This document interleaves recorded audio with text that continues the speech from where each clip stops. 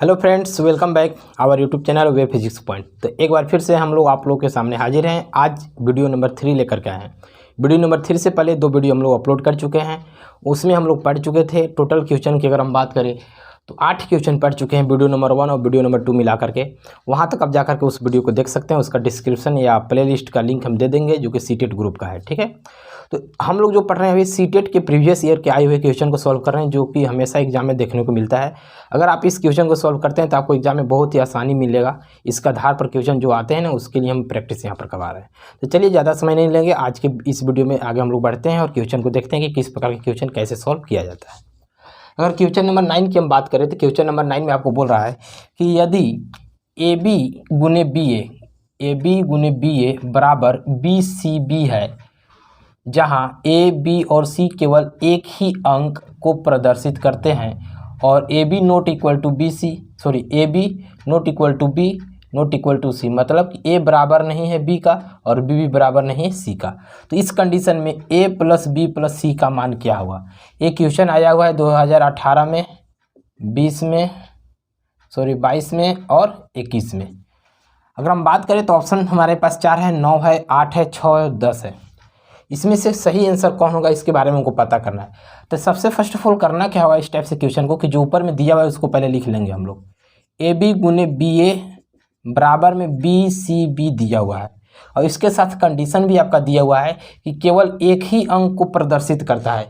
एक ही अंक कहने का मतलब कि 1 से लेकर 9 तक के संख्या को प्रदर्शित कर रहा है। 10 नहीं हो सकता, क्योंकि 10 दो संख्या हो जाता है, 11 दो संख्या हो जाता है।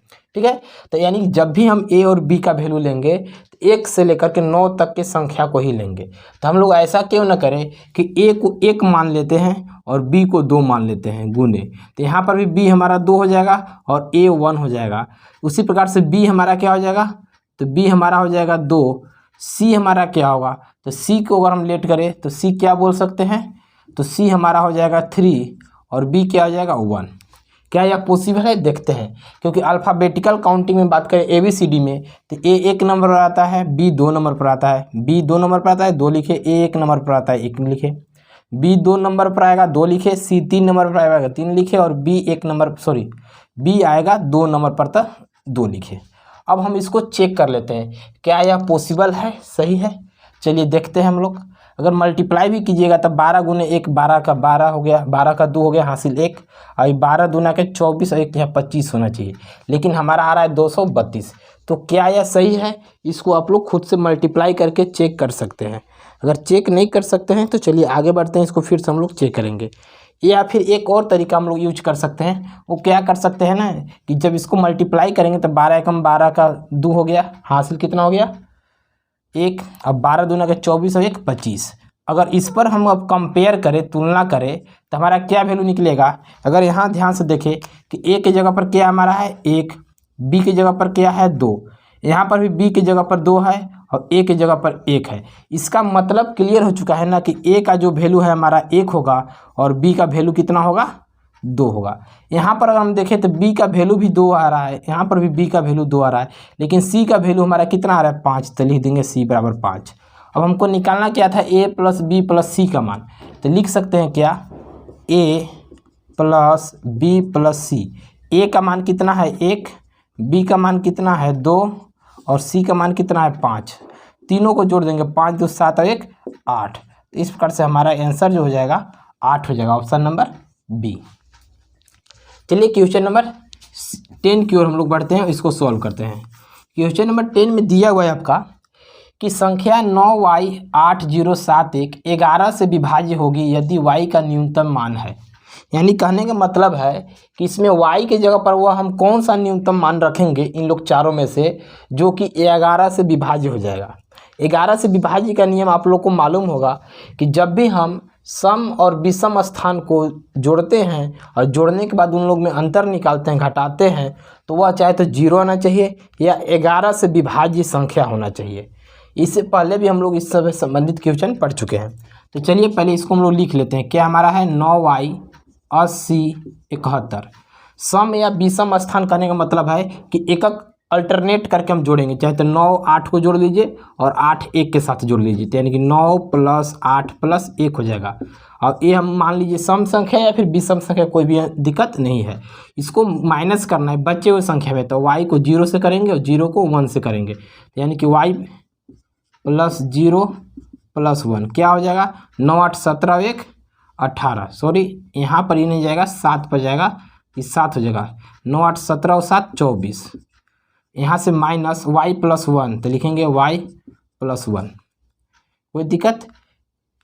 अगर और आगे हम बात करें तो यह हमारा ब्रैकेट में था, क्या लिख सकते हैं 24 माइनस में y, और क्या होगा प्लस माइनस -1, क्या लिख सकते हैं 24 में से 1 अगर हम घटाएंगे तो हो जाएगा 23 - y। अब हम क्या बोले थे कि जब भी अंतर आएगा इन लोग दोनों का ना, हम सॉल्व कर रहे हैं, इसको अंतर निकाल रहे हैं, तो अंतर आने के बाद चाहे तो 0 आना चाहिए या 11 से विभाज्य संख्या होना चाहिए। तो 11 से विभाज्य की अगर हम बात करें तो 23 में से हम अगर कितना माइनस करेंगे कि 11 से विभाज्य वाला संख्या आ जाएगा, तो 11 दूना के 22, यानी कि हमको 22 लाना है। तो 23 में से जब 1 माइनस करेंगे तो हमको 22 मिल जाएगा। 23 में से अगर हम 1 माइनस करें तो 22, ये 22 11 से देखिए 2 बार में भाग लग जाएगा, अर्थात y की जगह पर कितना मान आया 1, तो y का मान जब हम 1 रखेंगे ना तो ये हमारा विभाज्य हो जाएगा, तो ऑप्शन नंबर डी हो जाएगा। आगे चलिए, अगर हम क्वेश्चन नंबर 11 की बात करें तो यहाँ पर दिया हुआ है s = 1 - 2 + 3 - 4 + 5 - 6 ... बढ़ते गया +49 तक बढ़ते इस प्रकार से गया है। तो अगर हम इसमें बात करें तो इसका एग्जैक्ट आंसर क्या होगा। एग्जैक्ट आंसर की बात करें तो इसको 2 से 3 तरीका से आप बना सकते हैं। ये 49 तक ना जाकर के 50 तक गया है, कहाँ तक गया है 50 तक, प्लस ये हो जाएगा हमारा 50, यानी इसको हम लिख सकते हैं +49 - 50, सही है, मिला लीजिए, यानी जो भी हमारा सम संख्या हो रहा है वो क्या माइनस में था। ठीक है, तो इस कंडीशन में अगर हम बात करें तो इसको आप एपी से बना सकते हैं, सम संख्याओं के योग से बना सकते हैं, विषम संख्याओं के योग के फार्मूला से बना सकते हैं। 2 फार्मूला इधर हो गया, और एक तीसरा अगर हम बात करें तो एक सबसे साधारण है, डायरेक्ट इसको हम लोग कैलकुलेशन देख करके बतला सकते हैं। और क्या बतला सकते हैं उससे पहले आपको क्वेश्चन को समझना है। क्वेश्चन में पूछ रहा है ना एस का योज्य प्रतिलोम, योज्य प्रतिलोम का मतलब होता है उसका उल्टा वैल्यू लिखना। अगर हम बात करें यहाँ से ध्यान से देखें, 1 और 2 में अगर हम घटाएंगे, 2 में से 1 जाएगा तो -1 बचेगा, और 3 और 4 में अगर माइनस करें तो -1 बचेगा, और 5 और 6 में अगर घटाएं तो -1 बचेगा। यानी कि जब हम पहली और दूसरी संख्या को लेकर के घटा रहे हैं या जोड़ रहे हैं तो हमको हमेशा -1 प्राप्त हो रहा है। और इस प्रकार से कितने संख्याओं तक गया है 50 तक, यानी कि 50 तक गया है, तो 50 का आधा कितना हो जाएगा 25, यानी कि टोटल -25 होगा। कितना होगा -25 हो जाएगा। क्यों? क्योंकि 2 संख्या मिला रहे हैं तो -1 प्राप्त हो रहा है, 2 संख्या मिला रहे हैं तो -1 प्राप्त हो रहा है, तो 50 का आधा कितना हो जाएगा 25, और 25 होगा तो कितना -25 होगा। क्यों? क्योंकि यहाँ से 1 लिखना है, यहाँ से 1, यहाँ से 1, इसी प्रकार से निकलते जाएगा, तो हर एक जगह से निकलेगा तो हमारा -25 आएगा। और -25 का योज्य प्रतिलोम की अगर हम बात करें, क्या योज्य प्रतिलोम, तो योज्य प्रतिलोम मतलब होता है इसका उल्टा, तो उल्टा कितना हो जाएगा 25, तो ऑप्शन नंबर क्या हो जाएगा ए। आपको ये गलती नहीं करना है कि डायरेक्ट इसको जोड़ करके क्या कर देना है -25 टिक कर देना है बी नंबर, तो गलती हो जाएगा। कैसे आया, अगर इसमें आपको कोई प्रॉब्लम है तो चलिए इसको हम आपको बतला देना चाह रहे हैं।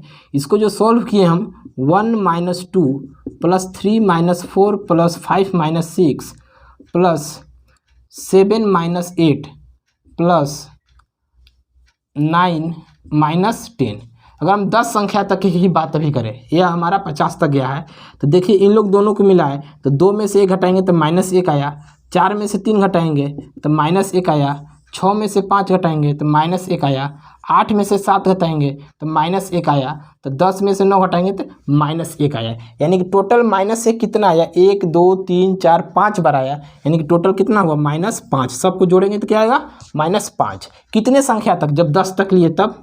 अगर उसी प्रकार से 50 तक दिया है प्लस माइनस करके, तो टोटल कितना हो जाएगा, उसका आधा हो जाएगा कितना -25, और -25 का योज्य प्रतिलोम मतलब इसका उल्टा कितना हो जाएगा 25, तो ऑप्शन नंबर ए हमारा क्या हो जाएगा सही हो जाएगा।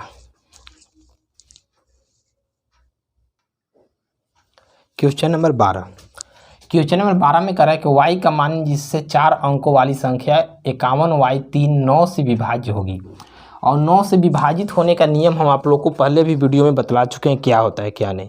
तो चलिए हम लोग चेक करते हैं कि 9 से विभाजित होने के लिए करना क्या होगा। पहला नंबर तो एक ही काम करना है कि सबको जोड़ना है। क्या करना है? जोड़ना है। जोड़ने के बाद हम देखेंगे कि इसकी जो इसका सम आया, योग आया, वह 9 से भाग लग रहा है कि नहीं लग रहा है। अगर लग जाएगा तो बोलेंगे कि वह विभाज्य है। लेकिन इसमें बात कर रहे हैं ना कि ऑप्शन दिया हुआ, इस ऑप्शन में से कौन कौन वह मान है जो कि 9 से विभाज्य y की वैल्यू रखने के बाद हो जाएगा। चलिए देखते हैं। तो अगर मान लीजिए 51 y 3 है, इसको अगर हम जोड़ेंगे तो 5 और 1 6, 6 और 3 9 हो जाएगा। तो 9 + y इज इक्वल टू वाट। अब जब भी हम बोले हैं कि y के मान वैसा रखना है ना जिससे रखने के बाद यह 9 से भाग लग जाए। तो अगर हम मान लीजिए y के मान 0 रखते हैं तो 9 + 0 बराबर में 9 हो जाएगा। और 9 + अगर 9 हम रखें तो 18 हो जाएगा। तो 9 से देखिए 9 भी भाग लग जाएगा और 9 से 18 भी लग जाएगा, यानी कि ऑप्शन नंबर ए हमारा सही हो जाएगा। अगर आपको लगता है कि नहीं आप यही क्यों बोले बाकी क्यों नहीं होगा, तो आप उसको चेक कर सकते हैं। क्या कर सकते हैं? देखिए अब ध्यान से, 9 था, अगर हम 2 रखेंगे तो 9 और 2 11 हो जाएगा, जो कि 11 लगेगा नहीं। जब लगेगा ही नहीं तो ये ऑप्शन गलत हो गया। सी नंबर की बात करें, 9 और 0 तो 9 हो जाएगा, लेकिन 9 में जैसे ही 3 जोड़ेंगे तो 9 और 3 12 हो जाएगा। और 12 कभी भी 9 से भाग नहीं लगता, इसलिए ये भी गलत हो जाएगा। अगर यहाँ पर हम 3 पुट करें, 3 से यहाँ चेक किए थे तो 9 और 3 12 हो जाएगा, ये भी गलत। तो इसको आपको इतना करने की कोई ज़रूरत ही नहीं है, इतना सॉल्व करने की ज़रूरत है ही नहीं। डायरेक्ट यहाँ से जोड़ के ऑप्शन देख करके आप टिक कर सकते हैं। लेकिन ये कब कर सकते हैं? जब आप प्रैक्टिस कीजिएगा तब। तो इसलिए आप लोग वीडियो पसंद आ रहा है तो शेयर जरूर कीजिएगा, लाइक जरूर कीजिएगा और कमेंट भी जरूर कर देना है कि कैसा लग रहा है, क्या लग रहा है, या फिर यह किस चीज़ की कमी है इसमें। क्वेश्चन नंबर 13, एक बार फिर से हम आपको बतला दे रहे हैं। जो भी क्वेश्चन हम बतला रहे हैं सभी प्रीवियस ईयर में, पिछले वर्ष में पूछा गया प्रश्न है, चाहे तो 21 में हो, 22 में हो, 19 में हो, 18 में हो, 16 में हो, 15 में हो। हर एक वर्ष का क्वेश्चन पूछा हुआ है। हम यहाँ पर ईयर लिखना भूल जा रहे हैं और लिखने के लिए थोड़ा स्पेस भी नहीं है, इसलिए आप लोग याद रखिएगा जो भी क्वेश्चन है इंपॉर्टेंट क्वेश्चन है और एग्जाम में पूछा हुआ क्वेश्चन है, इसलिए आपको ऐसा क्वेश्चन देखने को मिलेगा ही मिलेगा। आगे चलते हैं। -7 और -3 के बीच स्थित पूर्णांकों का गुणनफल क्या है? अगर हम बात करें -7, ठीक है, इसको हम घटते क्रम में लिखे, अगर -6, -5, -3, -2। अब इसमें पूछ रहा है किसके किसके बीच में, तो -7 और -3 के बीच में बोल रहा है ना। तो यहाँ पर हमारा -4 छूट चुका है। तो -7 और -3 इसके बीच में कौन कौन संख्या बचा? हमारा यही बचा। तो इसका योगफल क्या हो जाएगा? तो -6 गुने -4 गुने -4, तो 6 × 25 30 हो जाएगा प्लस में, और गुने -4 करेंगे तो -120। ऑप्शन है क्या कहीं? -120, ऑप्शन नंबर सी सही हो गया। इसमें कुछ करने की जरूरत ही नहीं था। यह क्वेश्चन थोड़ा सा आपको कन्फ्यूजन कर सकता है, लेकिन बहुत ही सिंपल है। देखिए समझिए कैसे करेंगे इसको। संख्या दिया हुआ है इतना हमारे पास, और इसको बोल रहा है कि k × 10 के पावर n के मानक रूप में लिखना है। किसमें लिखना है? k × 10 के पावर n के मानक रूप में। तो दोनों को कंपेयर कर दीजिए आपस में। क्या लिख सकते हैं? 8 2 9 0 3 30 पर 3 0, इसको लिख लिया हम। बराबर है कितने? k × 10 के पावर n के रूप में। जब यह 10 के पावर n के रूप में दिख रहा है ना, तो इसको भी ऐसा कीजिए कि 2 टर्म में कर दीजिए। एक k मैंने वैल्यू वाले को एक साइड कर दीजिए और 0 वाले को एक दिन। अगर हम बात करें यहाँ से तो देखिए इसको क्या लिख सकते हैं? 8 2 9 0 3 गुने 2 और 2 4 0 था, तो 10 के पावर 4 लिख देंगे। यहाँ k × 10 के पावर n। इसको और क्या लिखना चाहते हैं? तो हम इसको ऐसा करते हैं ना कि दशमलव 2 संख्या पर लाते हैं। क्यों? क्योंकि यहाँ पर हर एक जगह हम देख रहे हैं ना कि 2 संख्या पर दशमलव है। तो हम 2 संख्या पर अगर लानेंगे तो 82.903 हो जाएगा। कितना हो जाएगा? 82.903। तो 82.903 हम कर दे तब भी हमारा सही नहीं हुआ। ऐसा करते इसको 4 अंक पर ले आते हैं। अगर 4 अंक पर ले आने तो 8.2903, यानी 4 दशमलव इधर बढ़ा तो 4 दशमलव इधर चढ़ जाएगा।